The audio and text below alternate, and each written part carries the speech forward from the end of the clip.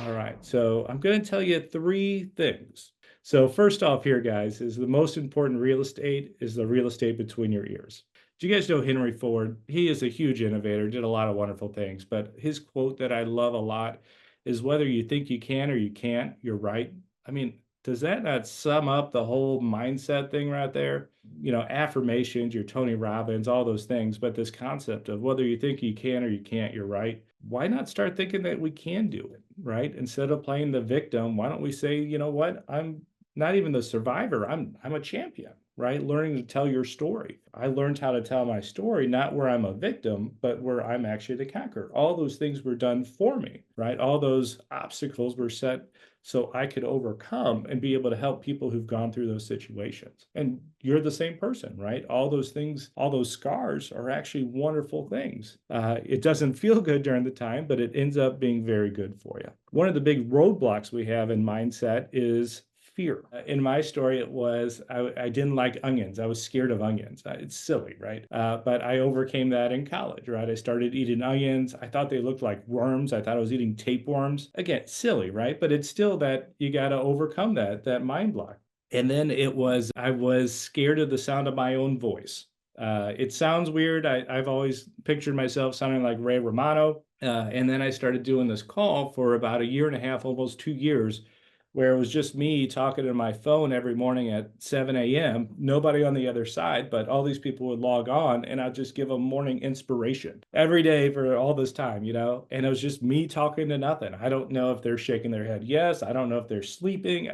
You get over it, right? Then I had a fear of public speaking, which, if you know me, everybody's like, oh, that's natural for you. It's not, but it is one of those once you learn how to engage, it makes a difference. I was at this conference and these people are talking about I've never made a mistake. I've never lost money. I'm so amazing. These are the people in the panel. And I'm like, ah, crap. Like, here I am going the exact opposite to it. But when I started talking, two things happened. One, it's almost like a cartoon. All the tables in my mind just went out all so big, right? And you're like, oh, you freak out. And then I started looking at individuals, right? Not looking over them, but I started seeing the people that actually could, okay, I'm not a failure because I didn't do this right away. You know, I wasn't handed a silver spoon when I was born. People understood and were like, okay, yeah. And that took all those tables and just brought everybody close. And I was talking to a room full of friends. And it was that moment I'm like, oh my gosh, I love this side of it. I love the people side of it. I love to invest in people. And then I was mentioning it in the very beginning,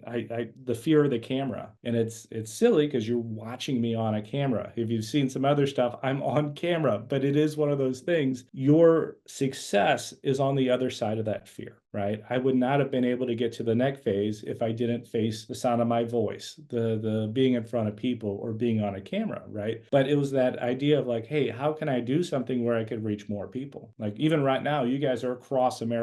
How would you guys be able to hear this if I didn't get over that little fear? All right. So step two here is the personal drives the professional. Insert your storyline here, right? You just have an argument with your fiance, your husband, your wife, your kid is mad at you and storms out, right? You're going through a divorce or, you know, parent is sick or you know what I mean? Like something happens and you're trying to go to work and you're just like, oh, you didn't get enough sleep. You have a horrible diet, you know, you're out of shape. Insert something, right? But you're just not able to show up. You're not the person you want to be because you're dealing with all this other stuff, right? Your personal drives your professional. When I was sitting on that paint bucket, right, I was empty. There wasn't much there. Three, it's all about relationships. So a lot of people, when I say relationships, they're thinking, oh, it's Tom and Judy and Matt and Karen. No, that's not necessarily what I mean. What I mean is the well, I'll just break into it. All right.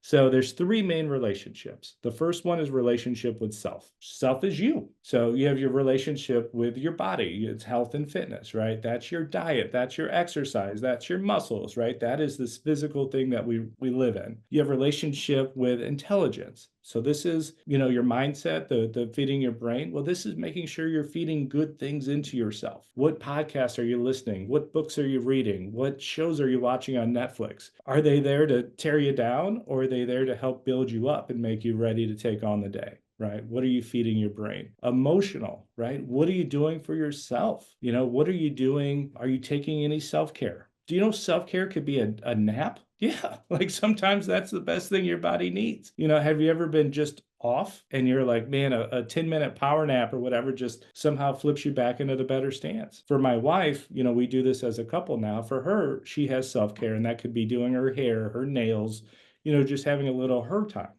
So character I define as your relationship with yourself over time. If you say you're going to do something, do you do it? Are you an honest, a good person? Are do you honor your word? And your word could be, hey, I'm going to get up at 6 a.m. today. Oh, it's 7:15. Oh, it's okay. Well, you just lied to yourself. Hey, I'm going to start working out at the gym tomorrow, right? It's always tomorrow when you start, but it's coming up a positive relationship with yourself. And that's what I mean by character. All right. Second relationship is relationship with others. So with others here, we have love. So, and love, that's your significant relationship. That's the intimate relationship that you have. I know we have probably a span of people here. Some are single. It's having that intimate person, right? So this could be ideally like it's husband, wife, fiance, married, whatever. But it also could be just that if you're not married, it could be that close friend, right? You have your social friends, but it's that one or two that just get you, that know you, right? It's that intimate relationship. Then you also have your friends. And so friends, I mean social. So this could be your work people. This could be the people from college. It could be your high school friends, but this is just your social network. Are you getting out? Are you meeting new people? Are you going to go listen to that band? Are you going out to see that movie, right? It's that social life that you have. You have relationship with your family. So this could be your family, right? So this could be blood. This could be grandparents and cousins and just that blood family that you have. I'm also going to say a caveat on that. I did have an unofficial little brother. I was given a good family growing up. We loved each other. We had love, etc. So if you have one of those good families, I kind of challenge you to make sure that you invite people into your family, whether they're blood or not. Just kind of do that. And if you're given a family, I also challenge you to start making your own family, right? Build that family of friends that you kind of keep close. And that's kind of my thoughts on family. I think it's a little bit more intimate than just friends. All right. And then spiritual. And that's just relationship with God. Call it however you want, do it however you want, but I do know that this is kind of an important thing. I'll talk about it in some other stuff, but this is actually the thing that broke my wheels, relationship with God. And it kind of knocked me down, but that's a whole nother story for another time. So it is a real thing there, and I don't think a lot of people talk about it openly. So I'd like to start that conversation. Third relationship here is relationship with things. So first off is relationship with the environment. Now, I don't mean running up and hugging trees, okay?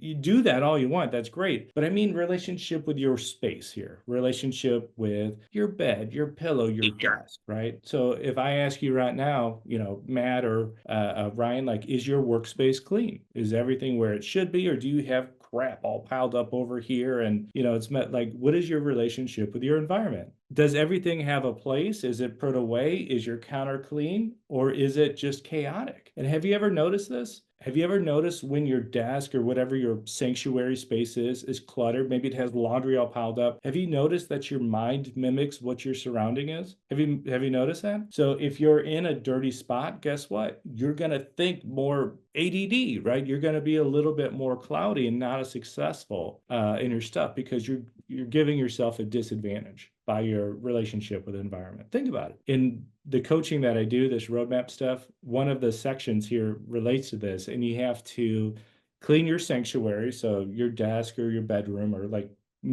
show your before and after, right? You have to show that you've made a clean working space. Then you have to do like your car, in my case, my truck, right? So before and after, like, what does that space look like? Because these are the places you spend most of your time, right? Traveling here or going to there. Like, is there just freaking bags of trash in there? or is there like, is it clean and effective? Can a client jump in and go? And then the other one is your computer. So it's like your email, your text messages. I've realized there's two people in the world here, and it happens to be my wife and myself. I am a inbox is like down to one or two emails in my inbox. Like I don't like all those red dots on my phone. My wife, I think she's in the 6 digits on her emails, and it's like, oh my gosh, how can you live like this? So there's, I guess, two trains of thought in that space. All right, so that's relationship with environment.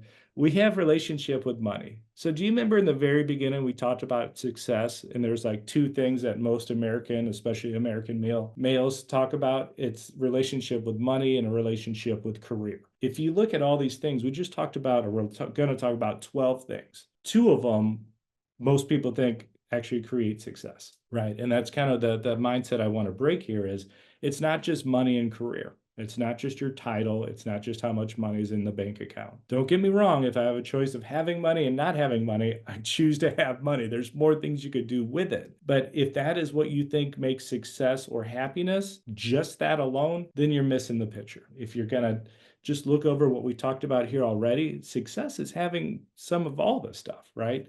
Not stealing from one to push to another, but it's kind of learning to live in this balance. And the last one, this thing is legacy. So legacy, think of it another way, is your relationship with the future. I'm going to tell you two things will happen in your life. You'll pay taxes and you're going to die. Okay. That's, sorry to burst your bubble there. But with this legacy, like, what are you leaving behind? Say you've amounted billions of dollars. That's awesome. What are you going to do with it? Right? Some people made, the Carnegie Foundation. Some people wrote a book like Stephen Covey and the 7 Habits of, like, amazing stuff and knowledge that he's able to pass down because of what he put together, right? There's a lot of investors just like us, right, that say, you know what, I'm working so hard so I could give my kids these houses, right? I'm doing this for the children. Well, do you think the children want you around, or do they want this house that one day they'll inherit when you're dead? Chances are they'd rather have you. They'd rather play catch in the front yard, right? Be a good grandparent, be a good uncle, help people. That stuff is more important. That's the legacy.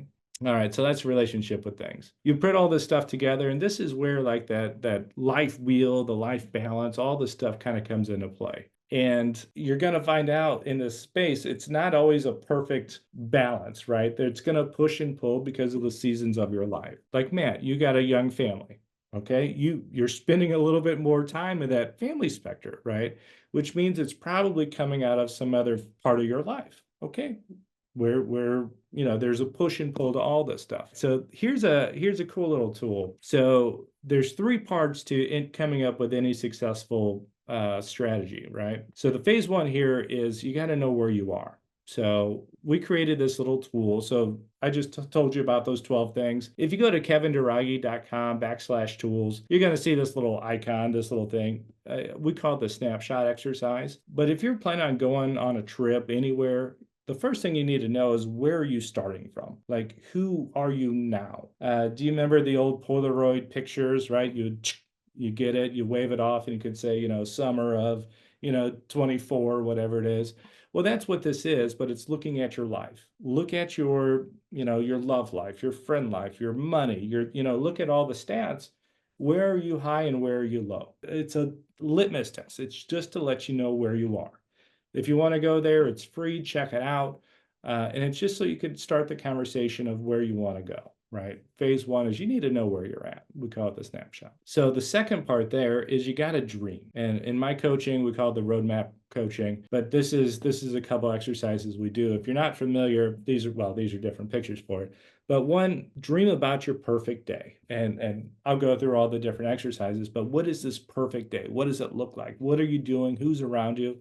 What's going on? You suspend all reality. You don't, if you want to just pop over to China for lunch, if you want to go over to Italy for some, cannoli, just boom, boom, boom, boom. You could do all this stuff. Money doesn't matter. All this stuff doesn't matter. What are you doing? Who's with you? What does your environment look like? How do you feel? Right? That's your perfect day. And then the other one that kind of sucks, but it's so powerful, is this eulogy. You write your own eulogy from different points of view of people who are close to you. And again, it sucks, but it is one of those things. You kind of do these and you pair it, And you kind of find out like, oh, my dad was always there for me. Well, was he? I want my kid, what do I need to do to make my kid think that? Or he was always there to help a stranger. Well, did you ever stop and help a stranger? Like it's one of those, what actions, what healthy habits, what actions can you start doing today that those people will see that they'll remember for your eulogy? I know that one's a little morbid, but it is one of those exercises. You pair these together, it's freaking phenomenal because what you're doing is building this roadmap. So this is your phase 3. So again, we're building a roadmap of who you want to be to be successful. You define your own success. We do that snapshot to find out where you are now. And then we just did those dreaming exercises, right? To find out where you want to go, right? The perfect day in the eulogy. Who are you? Then how do you get there? Thanks for listening to the DealMachine Real Estate Investing Podcast. Please leave us a review and follow along wherever you're listening to your podcast.